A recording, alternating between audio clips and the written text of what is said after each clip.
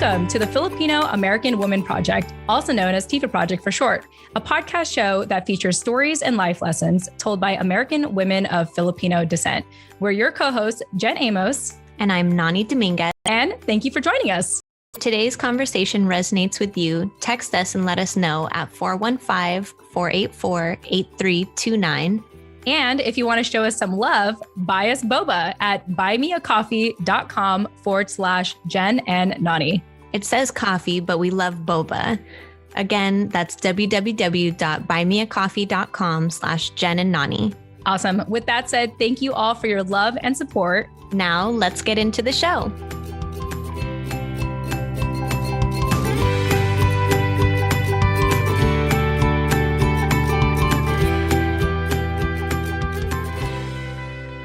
Hello, everybody. Jen Amos here. Just wanted to do a quick announcement before we dive into today's incredible conversation with Dr. Abby. So at the time of this recording, Nani was still pregnant, and now that this episode is being released, she is a new mother. So if you haven't reached out to her already, please congratulate her. You can find her on Instagram at Notes by Nani. You can also shoot her an email at nani@tfawproject.com. That's nani@tfawproject.com. Or, of course, you can shoot us a text message at 415-484-8329. Nani, if you're listening to this, I miss you. And listening to this replay just made me miss you so much and, really appreciate just our chemistry as co-host, So even though you hear her in this episode, just know that this was pre-recorded. But either way, this conversation is still very relevant to today, and I think you all are going to enjoy it. Also, the reason why I'm doing this quick announcement is at the beginning of the recording, we often emphasize the importance of subscribing to our newsletter. And if you have been a loyal follower or loyal newsletter opener, actually not just subscribing to our emails, but actually opening them up and reading them, and you notice that we haven't been sending them out lately, that's because Nani usually is the one to organize them, put them together, and I'm usually the one to, oversee it and then do some final minor edits and send it out. At the time that I'm recording this announcement, I have some downtime to myself to really listen and catch up with a lot of our messages for the TFAW Project. So to everyone that has reached out recently and in the recent weeks, if not months, because I know Nani and I are behind on some messages. Without Nani, unfortunately, we haven't been consistent with the newsletter. I just want to let you know that I'm going to take some time to listen to everyone, respond, and also share just my general thoughts on everyone's messages for our commentary next Friday. My primary objective for the show is to have a consistent show here, making sure we release an episode every week for you every Friday, as well as a special exclusive episode on Chismis with Jen and Nani. So yeah, you all have something really exciting to look forward to. And also, if you want to reach out to me directly between now and next Friday, if you want to be included, if you want to get a shout out, feel free to shoot us a text at 415-484-8329. Again, that's 415-484-8329. Or you could also shoot me an email directly at Jen, Jen, @tfawproject.com. That's TFAW, as in the Filipino American Women, project.com. And of course, feel free to CC Nani as well, NANI @tfawproject.com, so that she can stay in the loop. Because normally when you all email me individually, I usually reply by CCing her. So I just want to let you know where we are at, and we want to continue to thank you for your grace and patience and understanding, being able to run the show with Nani and I, but currently, Nani really enjoying this new chapter of her life of motherhood. And that's what we got to do. And I myself am going through a lot of personal changes. I mentioned this in the past, and I talked about it at a recent keynote speech that you can learn more about on my podcast show, Holding Down the Fort podcast.com, where I talk specifically about military families and bringing their stories and their needs to light for people to learn more about this incredible community that I had the fortune of growing up in. So anyway, all that being said, thank you all so much again, like I said, for your patience and understanding and continuing to support our show. Remember, if you do love our show and you want to continue to see Filipina-led media, check us out at buyusboba.com. We'd love for you to financially support us. that is really a true indicator that you want to continue to see the show going and all that good stuff. So once again, the website to support us is biasboba.com. All right, and that's all I have to share for today. Please enjoy today's discussion with Dr. Abby.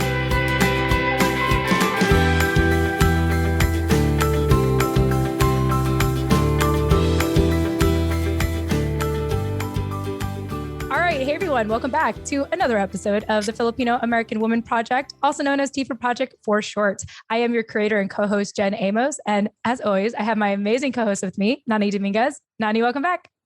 Thank you. Hello, everybody. So excited for our guest today. Yes. And, I keep forgetting that we mentioned our phone number and stuff like in the intro music. So I won't mention it this time. I'll just say subscribe to our newsletter. Yes. If you didn't catch it, it's in the show notes. Yeah, exactly. Anything you need to get a hold of us in the show notes, our email, our phone number, and a way to subscribe to our newsletter. But real quickly, Nani, let people know why it's so important for people to get involved in our newsletter. Yeah, the newsletter is where we're building community these days. So we are connecting with a lot of you guys that way. We are featuring a lot of the past guests that we've had on the show from the earlier days of the TFAW Project. We keep you guys updated with news and politics here in the US, over in the motherland in the Philippines, as well as around the world now, with help from our interns from the Bulosan Center at UC Davis. We include, if you guys are curious more about Jen and I as co-hosts and individuals and other projects that we're working on, both together and on our own, we include links to that kind of stuff. And of course, information on our latest TFAW Project releases. So join us over there if you haven't already subscribed to our newsletter. We just have a wealth of information that we give out to you guys there that you don't want to miss out on. Yeah. And so if you're wondering why we are not as active on social media as we used to be, that's why, because we are investing a lot of our time in our newsletter and obviously our private podcast show, Just Miss with Jen and Nani, which you can learn more about at biasboba.com. All right. Without further ado, I am really excited, Nani. We are interviewing another incredible person in our community. Let me go ahead and bring her on. We have Dr. Abby Hamilton, also goes by Dr. Abby. She is an industrial organizational psychologist, higher education director, and vice chairperson of the Philippine Cultural Foundation. You can learn more about her right now at drabbyhamilton.com and add her on Instagram, abbyhamilton333. And she is actually starting a YouTube series, which she'll tell us here in a little bit. So make sure you find her on YouTube as well. So without further ado, Dr. Abby, welcome to the show. Hi, guys. Thanks for having me. Yeah, it's our pleasure. And let's start with you sharing, how did you hear about our show and what compelled you to join us? Oh, my goodness. So last year when I did my dissertation, my research on Filipino Americans, all of a sudden I looked online to see what already is out there, because people like you are having these conversations. I'm finding there are people who are not having the conversations that are so hungry for it. And you know that too with your audience.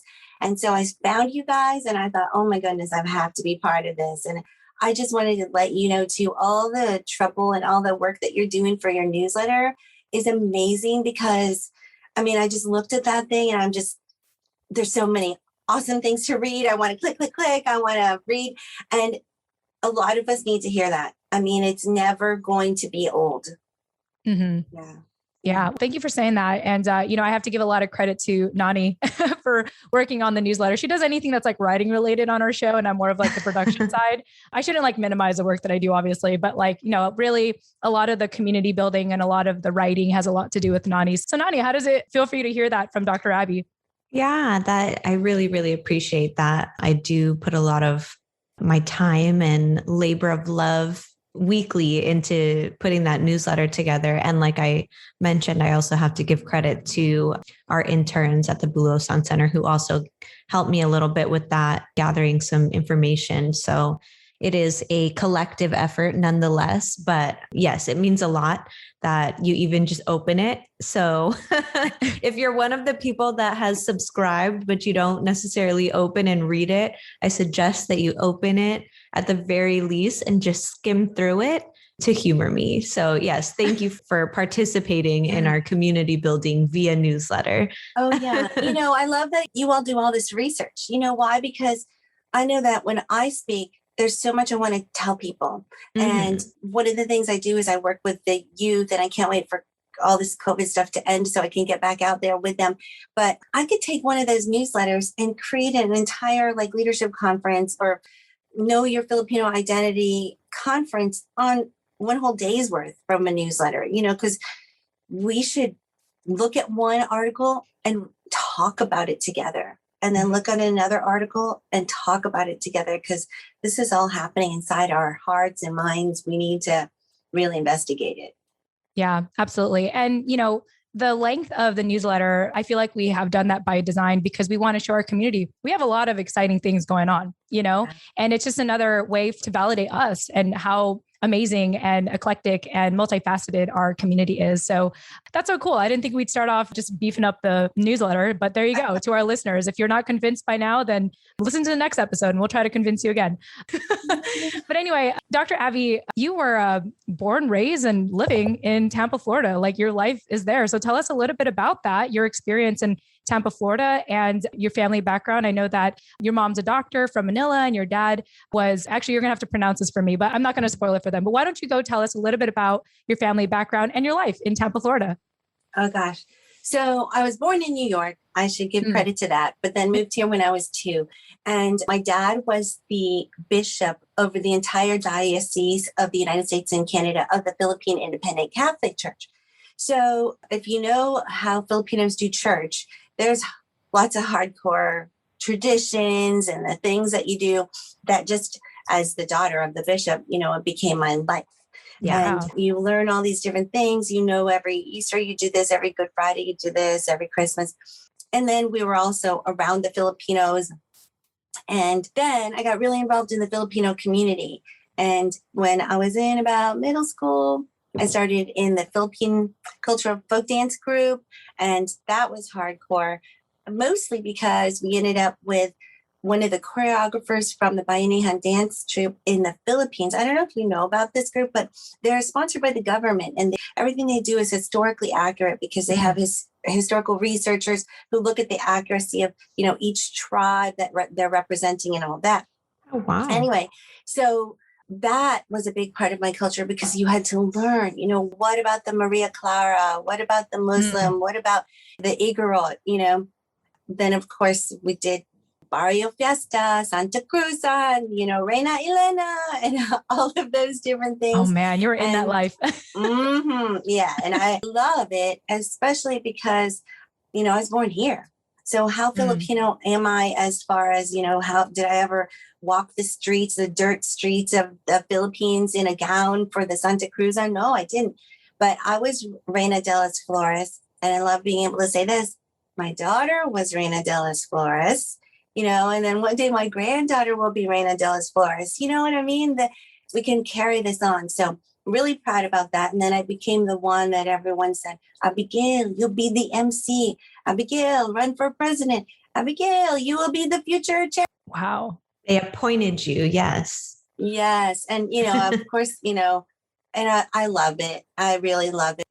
Whether you ever went to the Philippines or not, they say, how Filipino are you? Even if you're like one. I say you could be Filipino in your heart by eating bagong, so I love that we can enhance the culture of the community here in general by being Filipino true, to the core and tell everybody how amazing our culture is. So yeah. And then a big part of it too is sharing it with the youth. I don't want them to just be, YouTubers that, who skateboard and who play video games and then, do something else without ever really knowing. I've been coming across on Clubhouse Filipinos who are like, I know I'm Filipino, but I don't really do anything, and what a waste because they have it in them. Why not? So this is my journey. And then there's so much more from my research, that I want to share with the world. So my upbringing planted the seeds and here I am now. I just love that you mentioned this is part of your upbringing and you're just like fully owning it. I don't know, maybe for me, I just think to myself, I probably would have wanted to stray away from my Filipino identity at one point. I mean, it really took me till college to learn about my culture and now in my young 30s to really embrace it in community with all the people we are fortunate to interview on the show. But I mean, just from a very young age, just knowing that you had that, I mean, you have to tell me, was there ever a point where you're like, I want to steer away like for a little bit? Have you ever had that? Or has it kind of you've just always had this conviction, maybe sense of responsibility and pride, to carry on what your family has, essentially bred you up to be? I'm sure maybe when I was little, I was like, yeah, I'm Filipino. We do these weird things, but then it felt good when I got in that gown, and I was like, I get to do this. And then in high school, I would bring my two best friends from high school. When I performed somewhere, they'd be like the groupies, Yeah. Your cheerleaders. Yes. Yeah. And they thought it was cool, like, look, my friend does this cool thing. So, but in college, I went to a college that had like 4 Asians, I feel. I think it was only like 4 of us. And I didn't ever really talk about my Filipino stuff there. And they didn't even have a multicultural student union until my senior year. And in my senior year, I was asked to dance the pandango with the candle on my head. And I went home and got my gown with, the sleeves, the butterfly sleeves. And I walked across campus with this gown. I'm so excited to share my culture. Senior year. Okay. That means 4 years at this college. Yeah. And some girl stopped me who knew me and she goes, what the hell are you wearing? Wow. And in that moment, at first I felt like crying and running back to my dorm and like just ripping dress off. But then I got angry. Like, who are you? Like you showed me how completely closed-minded and ignorant you are to the culture of this world. So I got fired up, but that feeling of that mixed feeling that I had where it was like, go cry and go run to your room and never let anybody see this part of you ever again, to I'm doing this. And I had to go, I actually continued across the rest of the campus, went and danced that dance, but my heart was still beating so fast the whole entire time because all those feelings were happening. That story is still with me though, because it fuels what I want to tell everybody today. Like if they can't appreciate it, then they're just ignorant. It's not like you should be embarrassed for doing something that's weird to them. Forget them. Yeah. And it's okay. You can curse on this show. I don't curse. I said okay. earlier, and that's a big one for me. So I knew what you meant though. Wow. That's just, that's I'm like so a little bit now. Sorry. Yeah. I love it. I was just feeling your passion there, Dr. Abby, just with everything you shared just now. And I feel like I need to collect my thoughts, but I don't know, Nani, any initial thoughts from you? Yeah, no, I think that that's just great, like really gem mom advice on how to be proud of your culture, because a lot of us, not just Filipino Americans, but Asian Americans in general, I think are taught to hide our culture. Shrink ourselves and hide our culture through experiences like that. And it's like, it just speaks to, I think, how the rest of the world looks at Americans as so unaccepting or so just oh, things should be this way, and closed-minded, like you said, about other cultures and learning about other people's experiences. And it's like, no, just because we live here and we reside here and we have to exist here doesn't mean that we have to shrink who we are and where we come from. It means that we have to be louder about it, really. And yeah, it's unfortunate that so many of us have to experience those microaggressions and deal with, especially in that moment, which was such a big moment for you doing your performance or leading up to your performance, literally walking to go do it and then having that happen. And by a friend. By a friend that just threw you off so much that you couldn't even be in your right mental state going into what it is that was so important that day. And so, I'm sorry that you had to go through that. And also, I love how you kind of outlined the bubbling or boiling of emotions inside you that was at first, you succumbed to it, that criticism from her. And second, you were like, you know what, screw that. This is my day, and I'm going to show you why I'm wearing this dress. Yeah. I wish I could say I was really that strong. I mean, looking back, right? But it took a little bit. But also, one of the big things I learned is that it was just in 1965 when the Immigration Act happened that more Filipinos started coming here.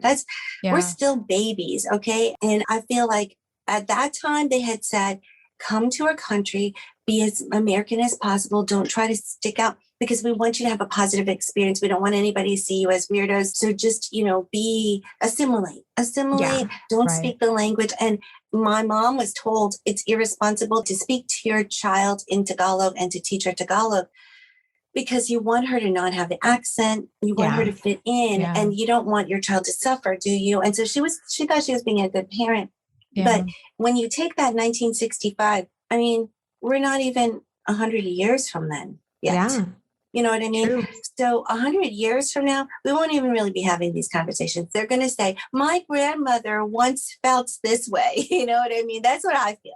I feel like it will be at that point at some point. But until then, there's just this transition time.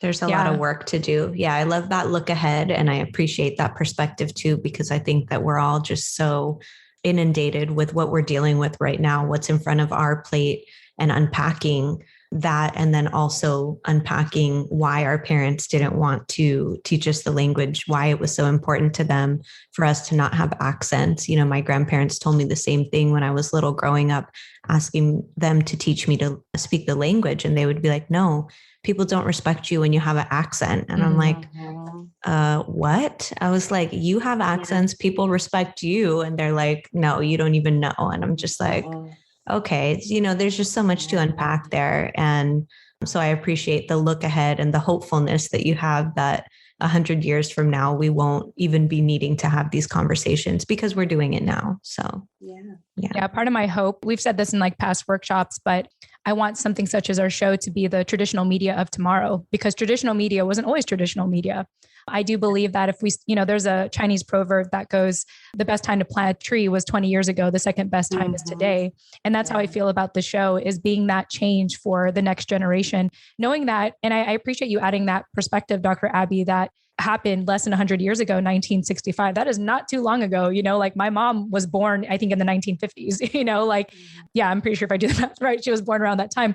But to know that we are still babies out here, and that really this time is extremely special, knowing that we have media outlets such as podcasting to be able to add our narrative to the mix here in America is quite revolutionary. And so, I'm just appreciative of this moment to talk about this out loud. I know that one day the future generations are going to look at us and be like, oh, they were so amateur, they were so like the things that we're talking about. They're like, oh, come on. Like that is so like early 2000s, I would just love that. Like to know that they hopefully have evolved in a certain way where they truly are proud of their heritage, where they come from and everything. And, we talked about this recently about how when a lot of Filipino American women become mothers, one of the first things they think about is like, how am I going to preserve the culture for, my kids, knowing that like my parents are American, or, knowing that my parents don't even want to tell me, or my grandparents want to tell me about their history. But, one thing that even I noticed in the schools, like at San Diego State, which is my alma mater, is they are now having these Asian American focused centers now to preserve culture. So I feel like collectively, we are all trying to preserve the culture. We don't just have to be dependent on our parents and grandparents anymore and our relatives, but we have the whole collective wanting to make this happen. And I'm here for it. I'm excited for every single part of it. My dad used to say, you must know who Jose Rizal was. He actually had an entire bronze statue, life-size bronze statue built in front of the Philippine church that he had. And, and my kids now know who Jose Rizal is. And, but I'll tell you this, I think I know not more, but I know a lot about the Philippine culture that my cousins in the Philippines don't even know. Like they'll say, oh, you know so much more because of the Philippine folk dance that I had to do. And we had to learn the different tribes and the different the different areas of the Philippines. Even now in my 40s, I feel like I'm still learning new things. Yeah. And it's up to me now to make those facts common knowledge for me. Like people talk about Cesar Chavez and how the Filipinos helped with the grape strikes. And like that little sentence I just said right there, I would have not known very much about it, and probably am an imposter right now because I don't really know that much to explain it to you. But I know that we did something great, and I'll reread the story again so I could just tell somebody at dinner one day, and I want to be able to say, or I'm going to be able to talk about like, is it Angelino Quinto? We're going to be able to talk about, the things that happened here. I don't know. It's up to us, though, how much we want to learn. Like the different terms that I've used, like colonial mentality, perpetual foreigner syndrome, and a model minority myth that are like, they roll off my tongue now. It's only because I was like, what does this mean again? Oh, Yeah. I can tell anybody about that now. And my children, I want them to know it as common sense. Yeah, we're learning the language together. And I think that's, piggybacking off of what Jen had said, we're learning from each other's stories, whether our families wanted to help pass down that knowledge and that experience that they've had or not. We get to learn from each other. And that's what's so special about the oral history part or the storytelling part of this podcast, social media, the work that you're doing, which we would love to hear more about, because I know that that's kind of, it's clearly your mission, and we'd love to hear more about how you're kind of upholding that today. Yeah. You want me to go into it now? Yeah. Let's do it.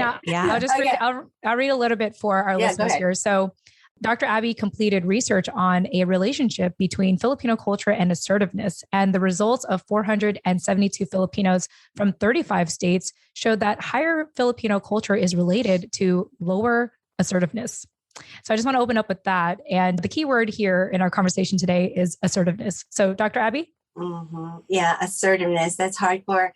And I'm still learning it every single day. But it all started like this. I decided to do my doctorate in industrial organizational psychology, which, just so you know, that's psychology of the workplace. Like, what are employees experiencing? How do they feel? There's thoughts and emotions that they have. And you can run a company based on that. And if you try to run a company without knowing that psychology, then you're not doing very good. Not going to last very long. Yeah. Yeah. I mean, they used to say emotions and feelings don't have anything to do with the workforce, but who are you trying to manage? You're managing people who are driven by their thoughts and emotions. So I decided to do that major because I thought it was really cool. I'm a very touchy-feely kind of person, and I did my master's in management. So let's learn about this cool stuff. And then when I had to decide on what to do my research on for my dissertation, I was like, I'm Filipino American. A lot of people don't do things about Filipino Americans. So what is it about us? And then as I looked at different things, I realized there's this thing called the bamboo ceiling. And the bamboo ceiling is that barrier that Asian Americans meet as they're trying to get up into the higher levels of their company. And they're like, what? How am I not getting in? I'm so smart. I've been with this company for so long. And is it because people up there are like, we don't want Asians? Partly, maybe. But the book Jane Hyun wrote, Breaking the Bamboo Ceiling, says that it has partly to do with us because we hold so closely to our culture, and our culture is what's keeping us down from getting up there. Why? Because our culture says, be quiet, anak. Be quiet, anak. Do not talk. And then who's getting promoted? What are the leaders looking for? The people who can speak up, and you're like, oh no, I will not go there. I will not tell my boss that it's wrong or I can do it differently. Just obey, right? Yeah. Just keep your head low, anak. So I was like, whoa, this is big, and it's big in the Filipino culture. Yeah. So I picked one aspect of leadership, of successful leaders, which is assertiveness. And then there's a survey that is established, reliable, and valid that measures how assertive you are. And then there's actually another survey that exists called the Enculturation Scale for Filipino Americans that shows how closely you hold on to your culture. Okay. And so these questions that came up, I wanted to see, is there really like connection? Yeah. And in research, psychological research, it has to be statistically significant. You can't say, it's a little bit off. It has to be consistently both ways. So I had the Filipino Americans, the 472 or 73 Filipino Americans in 35 states, right? And I found them all online, all these people, and they did the survey. And consistently, every time they went up in assertiveness, they were low in their Filipino culture. If they were high in Filipino culture, they were low in assertiveness. And it was like, wow. I mean, it could have just been a hunch that I had or a guess, but now it's confirmed by this research. And with the research, I was able to now go into the actual survey and look at the questions and see how the questions that were asked relate to specific values like hiya, pakikisama, utang na loob. You got, like am I stirring up things right now? Yeah. The Filipino psychology. Yeah. Yeah. So we're like, I want to be a good person. And to be a good person, I've always been told, do these things. But now if I want to move up in a company, do I stop being a good person? Do I be a bad person because I want to move up? No. And so my message is now, Filipino, find your voice. You can still be a good person. Embrace what you learned, but know that there's a gap to fill, and you can still be assertive and not have to be that ugly person who's, rude and, confronting people in a mean way. And it's not ugly. It can be respectful assertiveness. It can be artful assertiveness. So I speak now to kind of let people know, number one, be aware of what's happening in you. Like in that one moment, oh my goodness, this is utang na loob. Oh my goodness, I'm not saying anything and I totally want to say something. And what's wrong with me? And, what can I do? And how can I assert myself, tell my boss like it is, or tell my boss and still be completely respectful? So it's huge. And it's so, what's the word? People experience this freedom now when they have their voice. They can finally say it. Because what are you stuck with if you don't talk, if you don't speak up? You're in your own little prison. Yeah. And it's not fair to the company. You have all this intelligence and you're not telling anybody. So, I mean, you could tell I'm really excited about it. Yeah. And that's my YouTube series is going to be called Speak Up Anak. And it's going to be talking about all the little things, each of the different values, Filipino values, and really figuring out what can you do about it and when you know. So I love that. Yeah. Would you mind, for those of our listeners who are not familiar with Filipino psychology, the ones that you just touched on a little bit that come up in that study of assertiveness that you did, would you mind giving like a brief little overview of what each of those facets are and how they kind of manifest in those moments where you're like, oh, if I speak up in this moment, am I not being a good Filipino anymore? Yeah. So there's utang na loob, which is that debt of the heart, literally. And it's a sense of obligation. So for example, if let's say, here's an example, you have beach plans with your friends next weekend and your uncle who has done so much for you and who has loved you since before you were born, and is a member of the family, has the same blood you have, right? Says, oh yeah, hey, next week I'm going to be moving and I really could use your help carrying some of those heavy boxes, into my new house. You're like, You're like, I have plans. No, utang na loob is like, forget my plans. Family comes first. Yeah. You have no right to what you think is happy because it's the right thing to do, to sacrifice to the core, do everything for your family, even with tears in your eyes and bloody knuckles. You know what I mean? I know I'm getting graphic, but it's like, that's an exaggeration, but you know what I'm saying? Like, if auntie says, play piano for me, and you're like, okay, but I only have like 5 hours of homework and an exam tomorrow, and I can't, but okay, tita, it's like, you don't say no. That's that's part of that, pakikisama is like going along with the crowd. If you don't really want to go do something, you just do it and you suck it up because you don't want to stand out. You don't want to be that person who goes against what everybody wants you to do. Amor proprio is the preservation of your image, right? So if Dr. Kevin Nadal is Filipino-American psychologist. He lectured one time and he talked about these college students who went to University of California and they failed. And rather than telling their parents, because that would, deface the image, right? They went to the community college, Santa Fe Community College, brought their grades up, and then re-enrolled back into the UCLA before they graduated. And their parents were like, my child has graduated from UCLA, never had to know. You just fix it and you just make it happen, right? So this is all that, and that's all related to hiya, which is shame. Okay, that's another one. So you deal with this, you do everything to preserve preserve your image so that you don't have to deal with the shame. And there's so much shame. It's like in Mulan, you bring dishonor to our family, that whole thing. Yeah. So, I mean, how dare you not be a nurse? You're such a disgrace. Yeah. I can't even look at you, right? You're not a nurse. You're not a doctor, or at least physical therapist, It's the least you can do, right?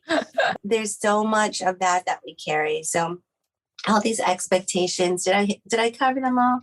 Oh, this is one of the biggest ones. There's more. Yeah.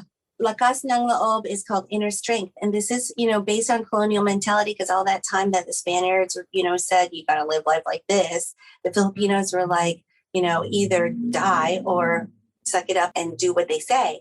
So over, 400 years of being colonized, they're like, might as well just do what everybody says. And so lakas ng loob is the inner strength. It's almost like we see it as resiliency, yeah. Grit. But actually, that resilience is actually you destroying yourself inside. So, yes. How many years do you have to live on this earth? Would you, how much fun are you having in destroying yourself inside? Let's do something about it, right? Life is too short. So, yeah, there's so much there.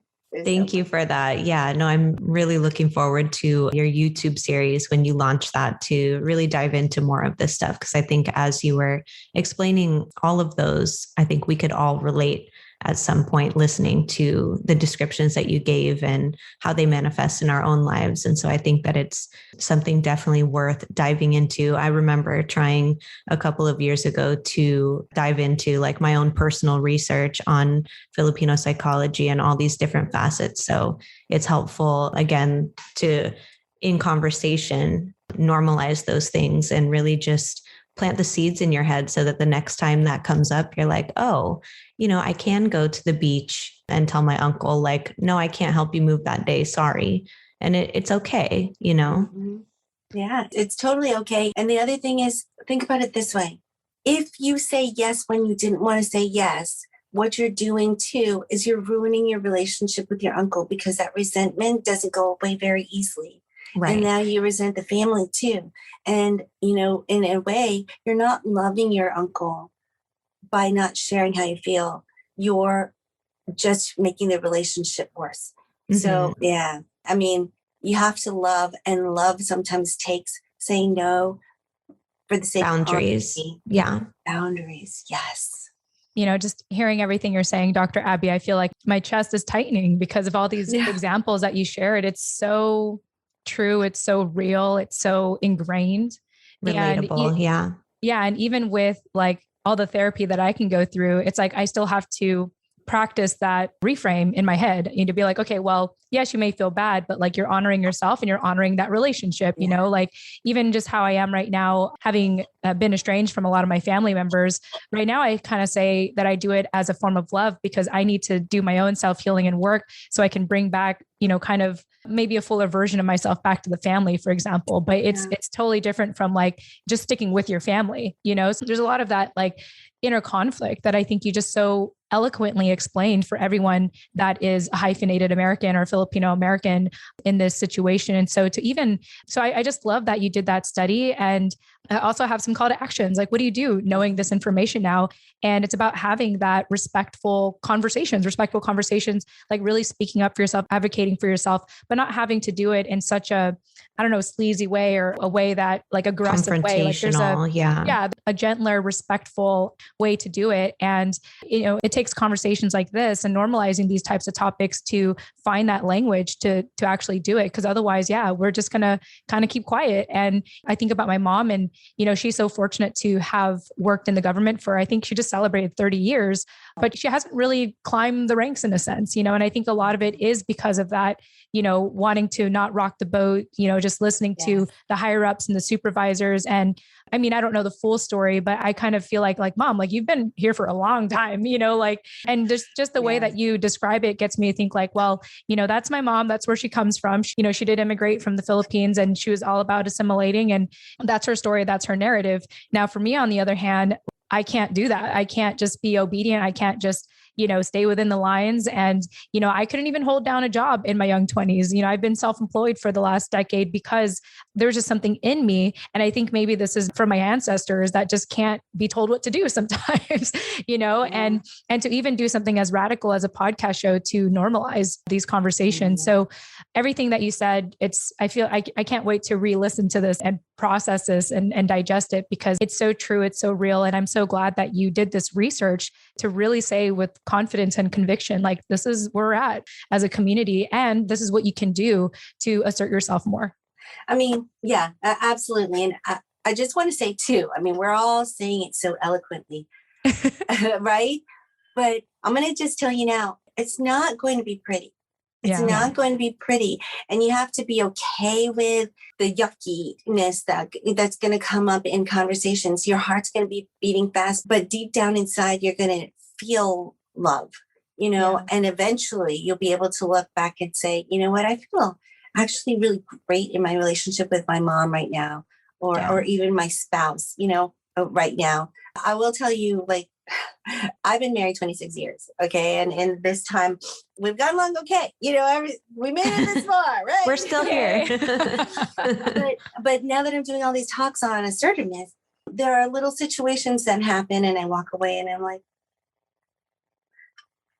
let's go there. And I'll be like, no, I don't want to watch this TV show.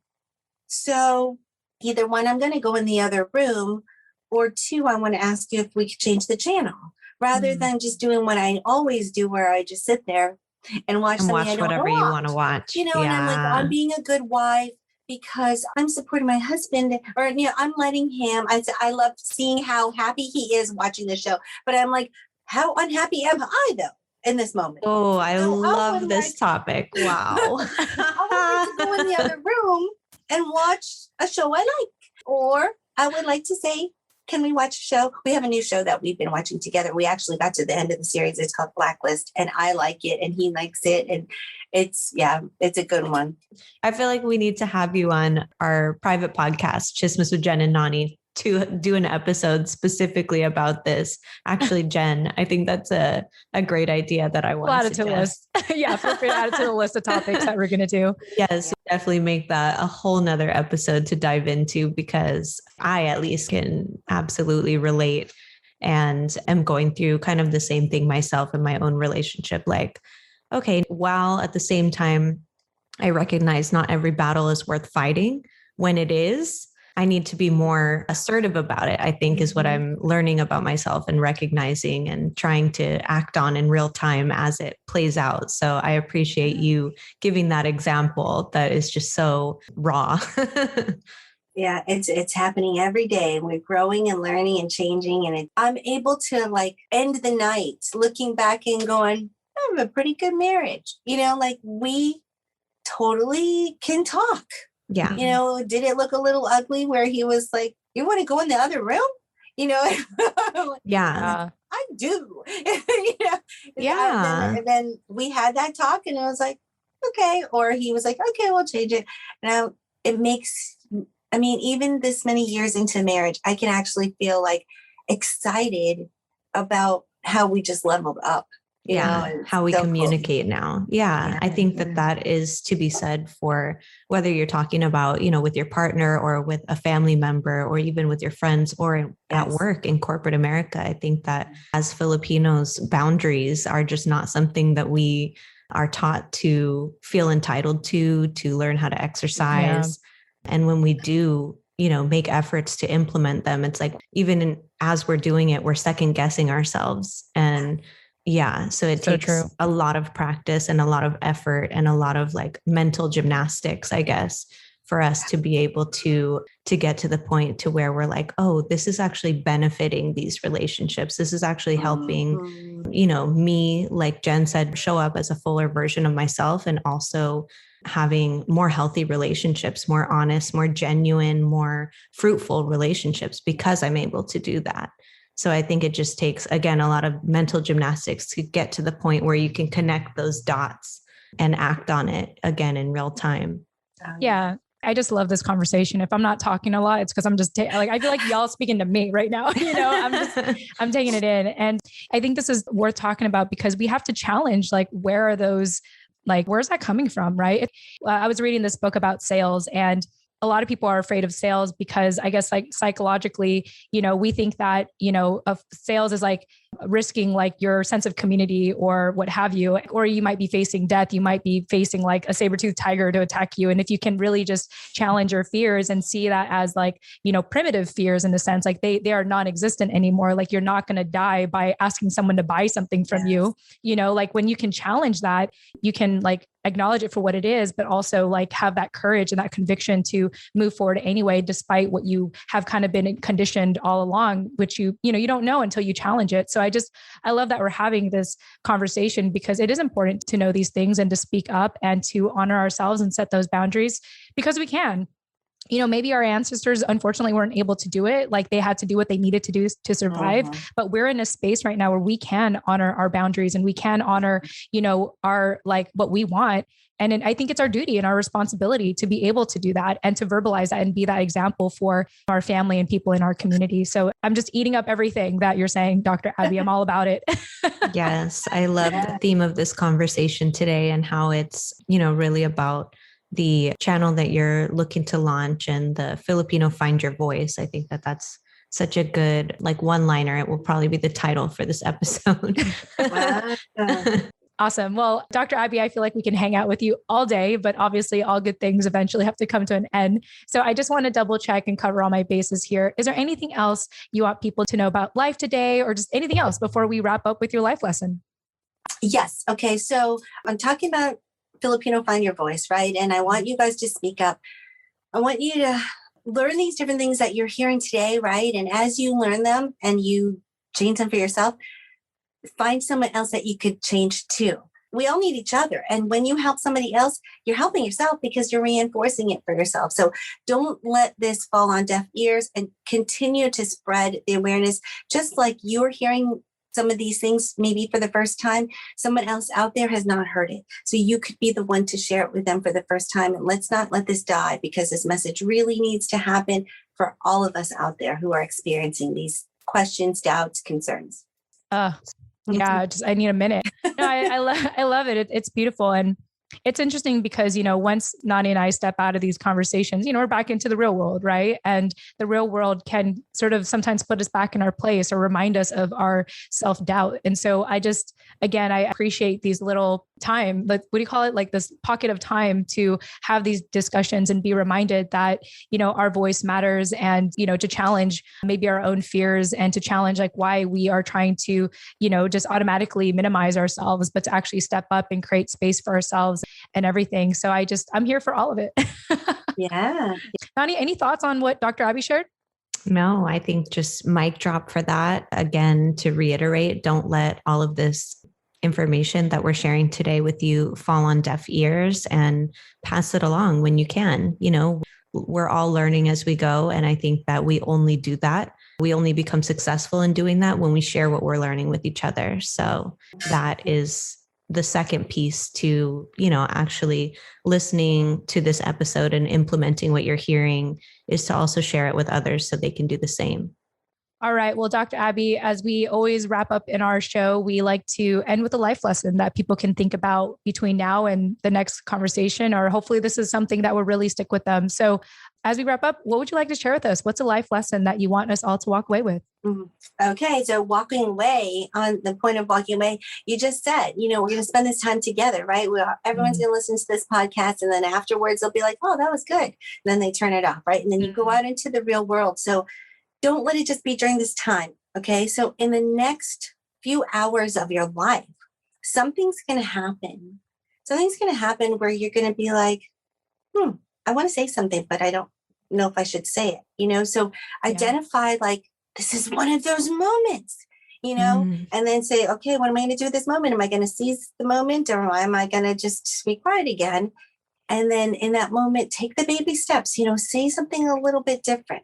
If you go to Chick-fil-A and they forget to give you your sweet and sour sauce in the bag, go back and say, hey, you forgot my sweet and sour sauce. Oh my gosh, I've had that. Yeah, it's okay. I can eat it without the sweet and sour sauce. It's tiny, but every single win you have just makes you work that muscle so that you can get more and more assertive at the important things and the big things and asking for your promotion and your raise. And, go tell your mom to go ask for a raise right now. She's worked for that company forever. So yeah, it's the moment that's coming up next where you decide what to do, identify it and seize the moment, act on it, and become stronger in finding your voice. That just reminds me of a quote I literally put on Twitter the other day. I'm going to read it. So this is by Abraham Maslow. And he says, in any given moment, we have two options: to step forward into growth or to step back into safety. And I feel like that's essentially what you're saying, like that next moment where, and this has happened to us a lot. Like when I'll go to like the fast food restaurant and they like, I'm not going to mention the name of it, but they always forget something. Like they always forget like fries or whatever on the side. And, let's say I'm with my husband and he's like, oh, they forgot the fries again. And I'm like, well, it's fine, whatever, like we kind of dismiss it together in a way. And actually the last story I'll share is there's one of my favorite boba shops down the street. They always get my husband's Vietnamese coffee drink wrong. Like he'll say he wants it hot. They always have it cold. They always like forget, even though we tell them, and he always gets upset. And I remember like one of the last times that happened, we make it at home now, by the way, because we just don't want to like deal with it. But I remember like going back in there and we're like, and I was like, and it's funny because it's like, it's a Vietnamese family. So I feel like there should be this mutual understanding, but still I was like so afraid to stand up for myself. I was like, we asked this to be hot, not cold. But they redid it. They redid the whole thing, and I just love these little examples that are so practical that we run into in our day to day, that you're just saying in those little moments, that's the moment. I feel like we should have a hat or a shirt that says, this is one of those moments. A sign, a neon sign that goes off. Speak up now. Yes, absolutely. And you know what, just on that note, on the Vietnamese tea, coffee, just so you know, when you don't tell them, you're robbing them of the opportunity to improve. Right. They'll never know. They'll just keep messing it up every time and be like, whatever. Then they become, people stop going to them. People like you are going to start making it at home now because you can't trust the people to make it right. So, you're making the world a better place for everybody. By speaking up. Yeah. Wow. It happened like a number of times though. I was like, I'm done. No, I know. I have certain places around here. Like even there's like this one Starbucks location. I drink Starbucks like every day, which is probably really bad, but there's this one location that is the same way. Like, I feel like they almost are doing it on purpose, maybe because if I ask for it cold, they'll give it hot. And if I ask for it hot, they'll give it cold. If I ask for almond milk, they put regular, you know what I mean? So oh my gosh, it's just like, is this a game that we're playing or, or is it an honest accident? But it's like, you'll never know, until you actually say, hey, I meant for this to be hot today, or I ordered this ice today, and you feel so out of your comfort zone doing that. Cause it's like, oh, I don't want to come off like ungrateful or like, one of those like one of those customers that's just like so nitpicky, but like I ordered it the way I ordered it, or there's something missing from my order, Yeah. And so again, I love, like Jen said, how you're giving these like so practical everyday examples that happens to all of us, Filipino or not, happens to everybody, where moments for us to identify when to speak up, when to use our voice, even if it doesn't seem like, that big of a deal. It is in the context of building your character. And so, you enlightened us so much today and shared so much inspiration. I think that this is going to be a really great episode for people to contemplate over the next week, and again, try and implement it in their own lives, and also share what they're learning and how it's impacted them. Y'all don't forget that. Ask for those fries, y'all. And that's my life. That's what I'm taking away for myself. Ask for that hot Vietnamese coffee, not the cold one. Yeah. Dr. Abby, this has been such a pleasure and amazing moment in time to spend with you. So I just want to thank you again for being here, and also your flexibility, because I know we started a little late, but just thank you so much. And anything else you want to say before I do the official wrap up? Just want to say you guys are doing an amazing job. You're already finding your voice, and you're you're using your voice for all of us who don't know the thoughts that we're having and the feelings that we're having. You're helping us navigate that. And thank you for doing that and the difference that you're making for so many of us. Our lives are changing because of you, and just don't stop. Thank you for being an inspiration and a role model to a lot of us. You hear that, Nani? I know. Thank you so much for saying that. I want to cry. Usually we make other people cry on the show, but now I want to. I'm so glad that was recorded. That's like, I'm going to like save that little clip there. And whenever I'm feeling like I'm having a bad day, I just replay it. Now, Dr. Abby, absolute pleasure having you. Thank you again so much for joining us. Oh, thank you for having me. Yes. Thank you so much. And we will see you soon on Chismes with Jen and Nani, if you are willing. Yeah, we'll talk more after. Yeah, in the meantime, if y'all want to reach out to Dr. Abby, you can find her at her website, drabbyhamilton.com. She's also on Instagram, abbyhamilton333, and check out her YouTube series that I believe probably at the time of this release, it'll be available. So check that out, her YouTube series. And of course, she has other social media accounts, but go to her website, drabbyhamilton.com, or reach out to her on Instagram.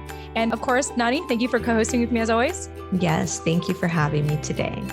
Yes. And remember, to our listeners, you can get a hold of us by seeing our contact info either in the show notes of this episode or checking out our website at TFAWproject.com, TFAWproject.com. All right. We love you all. And with that said, thank you all so much for joining us, and we'll chat with you in the next episode. Tune in next time. Bye.